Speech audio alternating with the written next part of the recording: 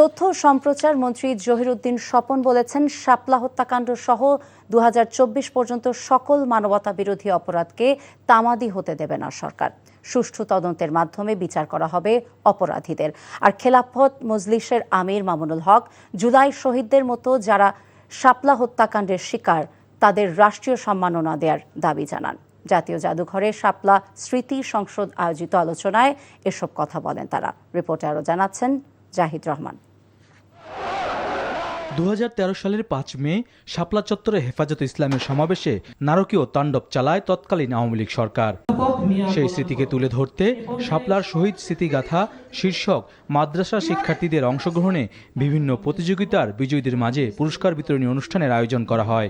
শাপলা চত্বরে নিহত শহীদদের সম্মান দেওয়ার পাশাপাশি রাষ্ট্রীয় মদদে সে হত্যাকাণ্ডের বিচার দাবি করেন অনুষ্ঠানে অংশ নেয়া বক্তারা। সার্বজনীন আন্দোলন এবং সংগ্রাম যেটাকে বলা হয় সেটা আক্ষরিক অর্থেই শাপলার সংগ্রামটা ছিল। কাজে এই শাপলার শহীদদেরকে রাষ্ট্রীয়ভাবে একটা সম্মান আপনারা দেন। সংবিধান থেকে আল্লাহর উপর ঈমান এবং অবিচল আস্থা তুলে দেওয়া, ইসলামী চেতনা, মূল্যবোধ, জাতিসত্তার বিরুদ্ধে একের পর এক নাস্তিক, মুরতাদ, আগ্রাসী আধিপত্যবাদীদের দালালরা যেভাবে ইসলামের শক্তির উপরে হায়নার মতো ঝাঁপিয়ে পড়তে লাগলো, সামনে আরো কঠিন হতে যাচ্ছে। আমাদের সীমান্তে উগ্রবাদীরা আরো শক্তিশালীভাবে আবির্ভূত হয়েছে। এই লড়াইয়ের সামনে আমাদেরকে একসাথে রাজপথে সরব থাকতে হবে।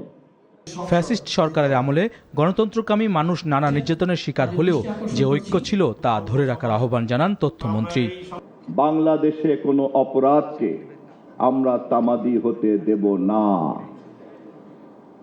সে অপরাধ যেই করুক না কেন, 1971-এর মুক্তিযুদ্ধের গণহত্যা থেকে শুরু করে শাপলা চত্বরের এই হত্যাকাণ্ড পর্যন্ত যাহা হত্যাকাণ্ড, যাহা মানবতা বিরোধী, যাহা অন্যায়, যাহা ন্যায্যতার বিরুদ্ধে এবং যা সর্বশক্তিমানের আইনের বিরুদ্ধে, তেমন কোনো অপরাধকে আমাদের সরকার তামাদি হতে দেবে না। ফ্যাসিবাদ বিরোধী ঐক্য ধরে রাখা গেলে সব শহীদদের প্রতি যথাযথ সম্মান দেখানো সম্ভব বলেও জানান মন্ত্রী। Zahid Rahman, NTV news, Dhaka.